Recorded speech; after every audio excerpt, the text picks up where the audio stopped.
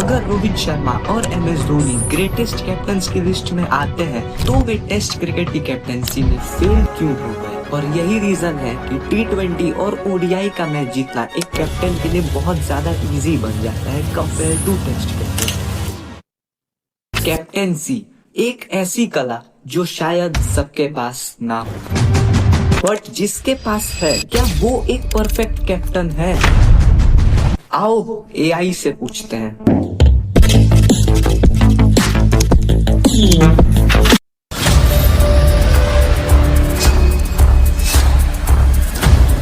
इन 3 नामों में से Mahendra Singh Dhoni, a great ODI and T20 cricket captain, Rohit Sharma, a great ODI and T20I captain, Ricky Ponting, a greatest all format captain। पर सवाल यहाँ पर ये उठता है, अगर रोहित शर्मा और MS धोनी ग्रेटेस्ट कैप्टन्स की लिस्ट में आते हैं तो वे टेस्ट क्रिकेट की कैप्टनसी में फेल क्यों हो गए?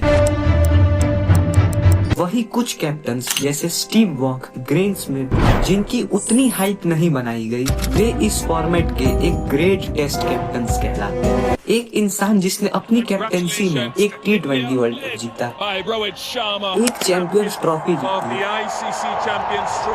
वो WTC का फाइनल हारता है, PGT हारता है, अपने ही घर पर 3-0 से सीरीज हार के इतने बुरे रिकॉर्ड्स बनाता है। क्या सच में टेस्ट कैप्टेंसी करना एक मैसिव चैलेंज है? अगर हाँ, तो ऐसे कौन से फैक्टर्स हैं जो इसे इतना डिफिकल्ट बनाते हैं? समझते हैं इस चीज को आज की इस वीडियो में, बट उससे पहले इंट्रो।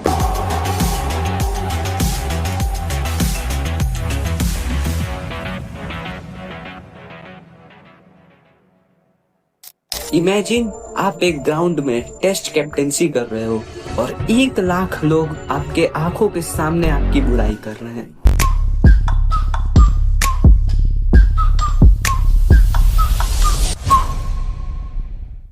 सबसे ज्यादा डिफिकल्ट जो टेस्ट कैप्टेंसी को बनाता है वो होती है स्लेजिंग।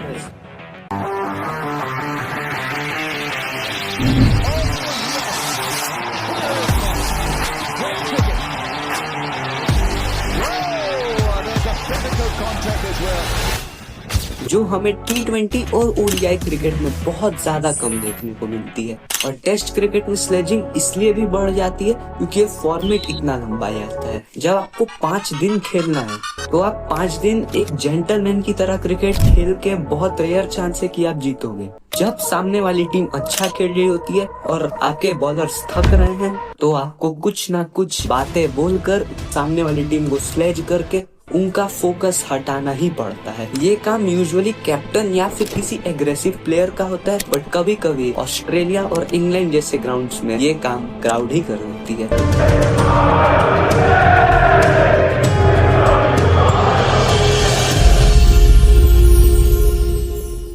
और जब कोई कप्तान इतने ज्यादा क्राउड से इतनी नेगेटिविटी झेलता है तो बहुत कम चांसेस है कि वो एक सक्सेसफुल टेस्ट कैप्टन बन पाएगा। बट क्या हो अगर कोई कैप्टन विराट कोहली और रिकी पॉन्टिंग की तरह एपेथेटिक हो तो?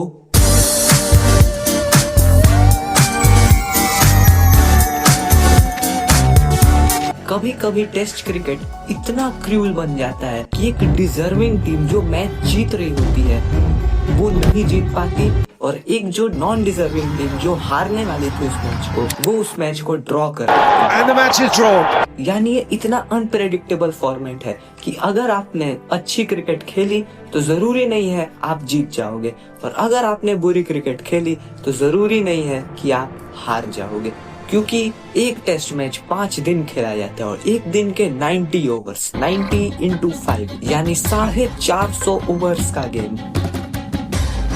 और इसलिए बहुत ज्यादा बार हमें रिजल्ट्स देखने को नहीं मिलते और एक कैप्टन के जब आप स्टैट्स देखोगे तो वहां पे ड्रॉज निकल आते हैं। बट ये भी हो सकता है जो मैचेस ड्रॉ हुए वो शायद वो टीम जीत ही रही हो, एंड एट द एंड हम देखते क्या है, wins of a test captain, और उसी से हम एक कैप्टन को जज भी करते हैं। और जब इतना लंबा फॉर्मेट होता है तो ऑफ कोर्स ही बात है batters fielders, wicket keepers and bowlers बहुत ज्यादा थकान फील करते हैं, जिसे जितने ज्यादा दिन बीतते हैं उतनी ज्यादा उनकी परफॉर्मेंस थोड़ी थोड़ी डिम होने लगती है। इसलिए आप देखोगे तो 100 T20 मैचेस खेलना कोई अचीवमेंट नहीं मानी जाती, बट 100 टेस्ट मैचेस खेलना बहुत बड़ी अचीवमेंट मानी जाती है, क्योंकि यहाँ पे इंजरी का बहुत ज्यादा चांस होता है।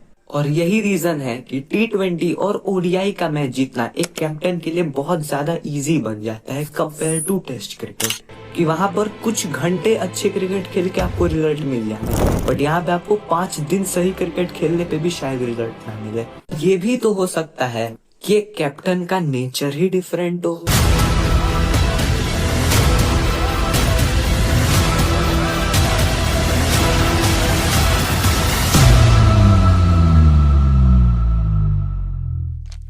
जैसे एक बैट्समैन होता है जो सिर्फ T20I क्रिकेट अच्छा खेलता है, वही दूसरा बैट्समैन होता है जो सिर्फ ODI क्रिकेट अच्छा खेलता है, तीसरा बैट्समैन होता है जो सिर्फ टेस्ट क्रिकेट ही अच्छा खेलता है। एंड इन तीनों के बेस्ट एग्जांपल्स हैं सूर्य कुमार यादव, शुभमन गिल एंड चेतेश्वर पुजारा। सेम उसी तरीके से कैप्टेंसी भी मैटर करती है एक कैप्टन के नेचर पे। कैप्टन्स होते हैं जो हर फॉर्मेट में सही कैप्टेंसी कर लेते हैं, जैसे रिकी पॉन्टिंग, बट कई कैप्टन्स होते हैं जो सिर्फ कुछ फॉर्मेट्स में ही अच्छी कैप्टेंसी कर पाते हैं, जैसे महेंद्र सिंह धोनी सिर्फ T20 एंड ODI के अच्छे कैप्टन थे। Same Rohit Sharma T20 and ODI के अच्छे कैप्टन थे। वही विराट कोहली T20I के नहीं but ODI and test cricket के अच्छे कैप्टन थे। इसका मतलब ये नहीं कि वो जो कैप्टन है वो एक खराब कैप्टन है, बल्कि जिस फॉर्मेट में वो फेल हुआ है हो सकता है उस फॉर्मेट की कंडीशन से वो कैप्टन रिलेट ही नहीं कर पाता है। जैसे एक एग्जाम्पल से समझा जाए, सूर्य कुमार यादव वो प्रॉपर T20 ग्रेड का प्लेयर है, बट जब हमने उसे ODI में ट्राई किया तो पूरे तरीके से ODI में फेल होता है। 3 लगातार golden ducks versus Australia, world cup 2023 का वो फाइनल में ट्रेजिक फिनिशिंग उस बंदे की। बट T20s में आप वही उसकी परफॉर्मेंस को कंपेयर करते हो तो उससे बेहतर T20I बैटर शायद ही आपको करेंटली मिल पाएगा। Let's move to fourth factor.